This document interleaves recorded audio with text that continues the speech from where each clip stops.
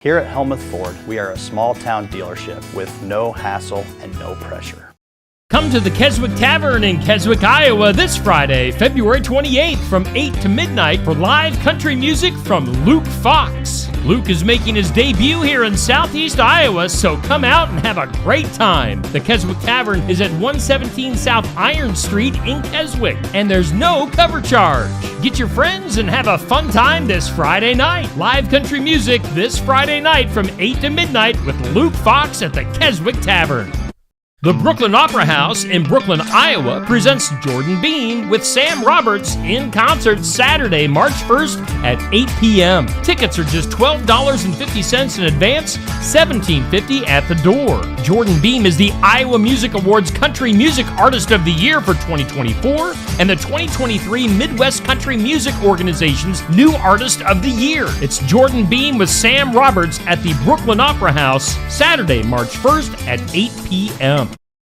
The 2025 This Old Barn Bridal Show is Sunday, March 2nd from 1 to 4 p.m. at This Old Barn, 1870 Kelp Avenue in Fairfield. This Old Barn Bridal Show is hosting local photographers and videographers, caterers and desserts, florists, DJs, dresses, and more. And there will be door prizes and discounts. For more information, go to thisoldbarniowa.com. It's the 2025 This Old Barn Bridal Show this Sunday, March 2nd from 1 to 4 p.m. Hosted by This Old Barn in Fairfield.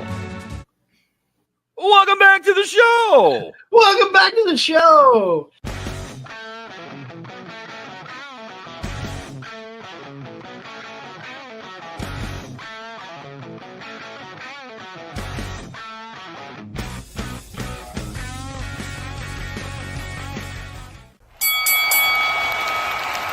And now, your hosts of the Card Subject to Change podcast, the For Frequency's Sake Tag Team Champions of the World, the Wizard CZ, and never wrong, Nick Bull.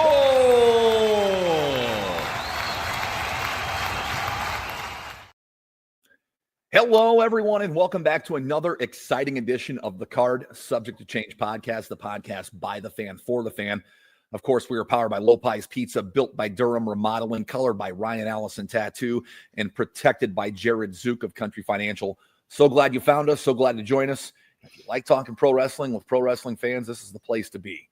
Of course, I'm your host, never wrong, Nick Bull. I'd be remiss if I did not mention my co-host, my tag team partner. We are the co-champs of the For Frequency's Sake Network. He is the one. He is the only. He is the Wizard CZ. Wiz, how you doing tonight? Man, I am doing fantastic. I got 2/3 of my workout done between getting off of work and starting the show. Going to take care of that other third once we're done. But I'm feeling pretty good. How about you, Nick? Yeah, absolutely. It does feel a little weird. You know, we'll take you behind the curtain here. We usually do these on Sunday evenings. And it was weird last night sitting around at this time, at the time we would record, not having anything. But doing it on a Monday is definitely different. It's got a different feel to it. But that's good. And we've got a guest this week, CZ, so it just won't be us two on here talking about wrestling. Right, it won't. In fact, I'll give a little background story. I met our guest at an Honor Among Wrestling show, but what drew my attention is our good friend Rob Kammerer interviewed her about a year or two ago. So we're going to bring her on. Curse you, the Wizard CZ! You have stolen my fans! Not only your fans, Rob, but your guests. We're welcoming into the studio. She is known across the country as the Marionette. Please join us in welcoming Noelle Summit. Noelle, how are you doing today? Hello. I'm happy to be here. Thanks for having me. Absolutely. I am Noelle. Welcome to the show. We're glad you're here, and thanks for joining us. Absolutely. I love having first-time guests because I ask every first-time guest the same question. Oh, I'm excited. It's a tough one, too. It's a tough one. Why pro wrestling? What is it that got you hooked and kept you in? Why pro wrestling?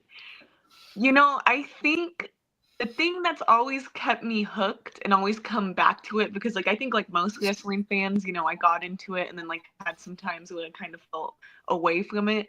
But I think what always brought me back was the strong emotional response and the strong emotional connection wrestling could erupt to its viewers.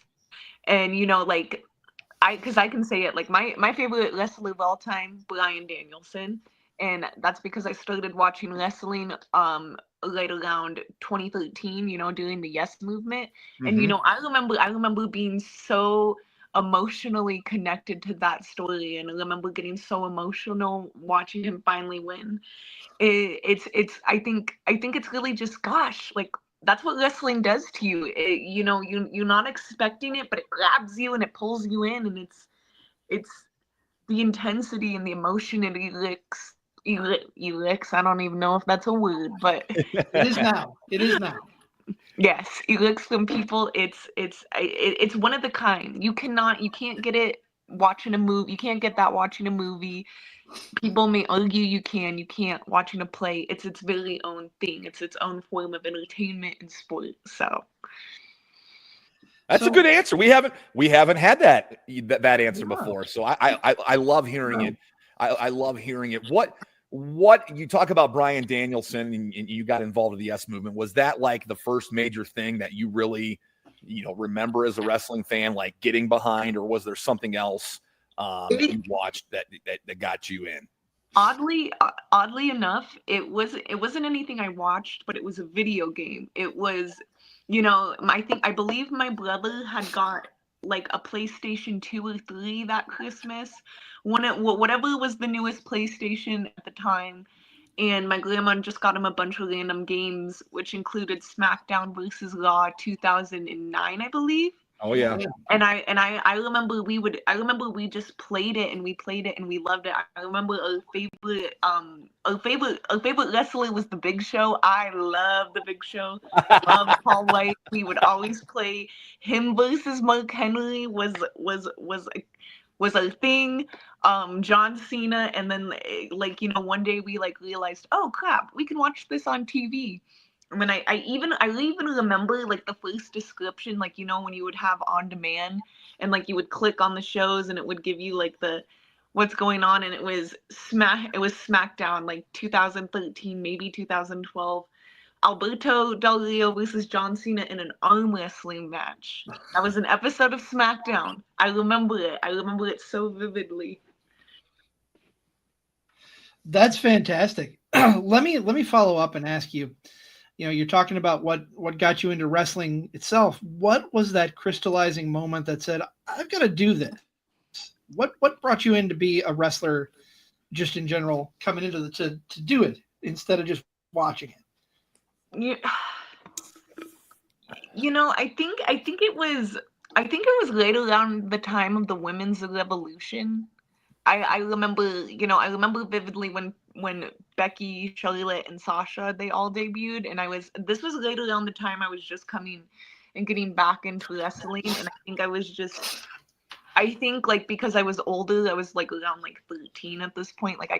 I understood wrestling on a more deeper level, and the reason, to go back to Bryan Danielson, he was just a normal dude. He was just a normal dude. And then, when these girls came and debuted, they were different from what we were being presented with at the time. You could loop, I still give AJ Lee and the Bellas credit for what they've done, for what they did. But I think when Becky, Sasha, and Charlotte came in, it presented more of I think it gave more girls, more women around the world, the sense of, okay, I can do it. They didn't look like the quintessential diva.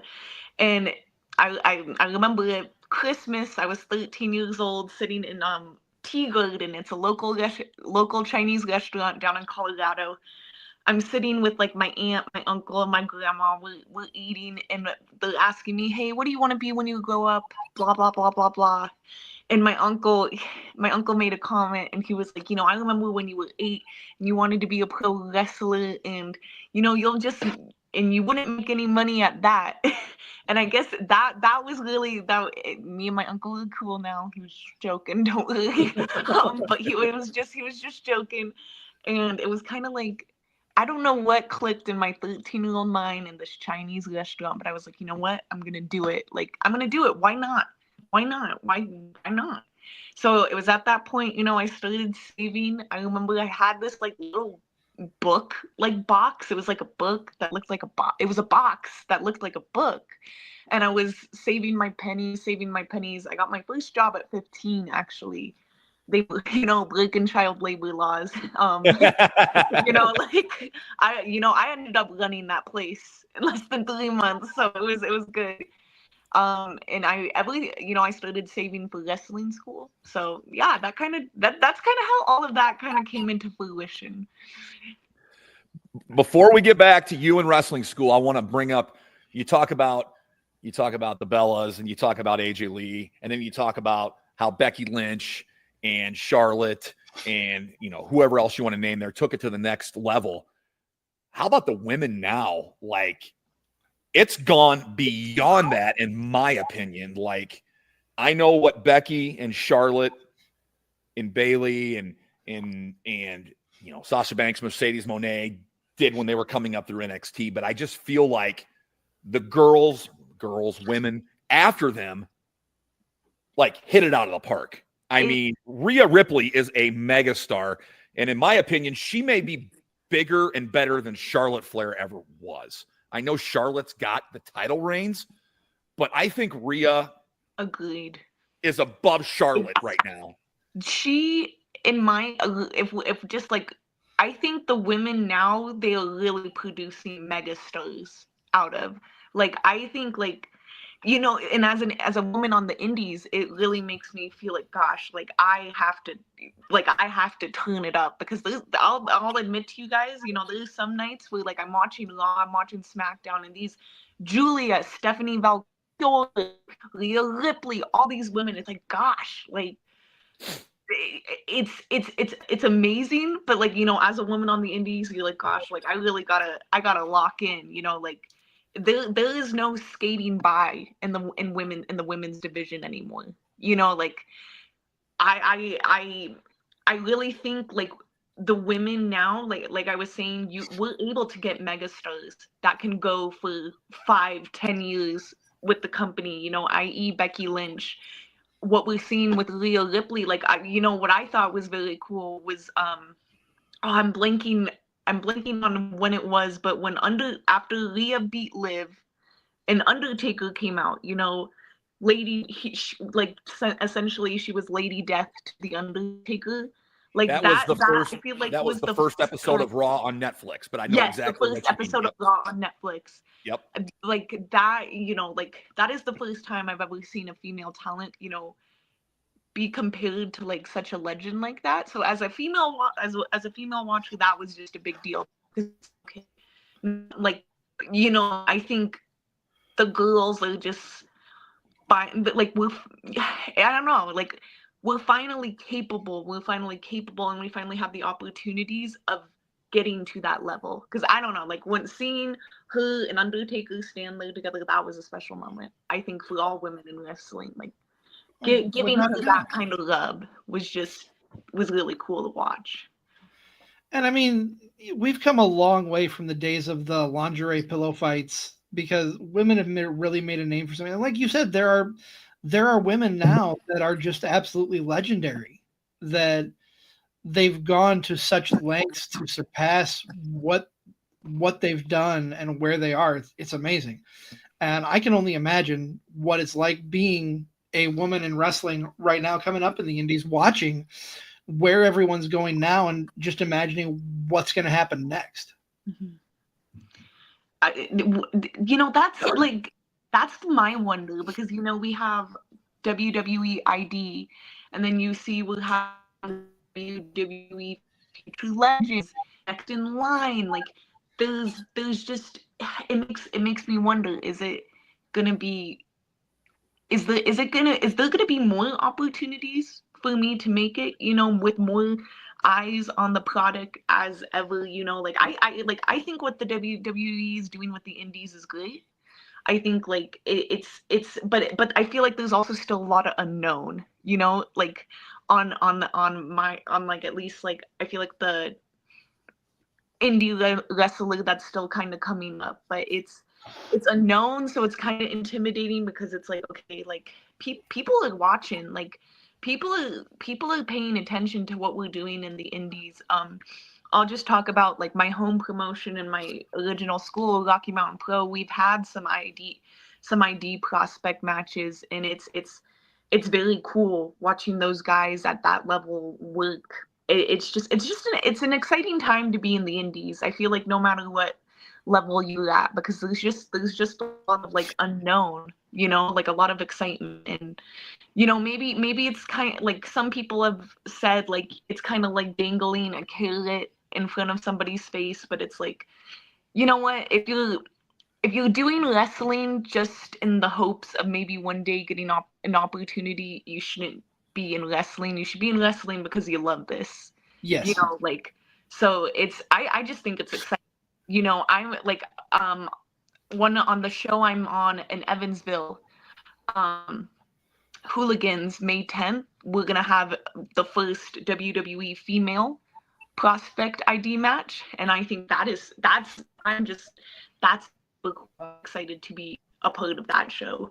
So I think a lot of unknown, a lot of like, I don't know, a lot of like, okay, we need to start locking down, like people are watching, but I also think it's really exciting because you don't know what's gonna happen next.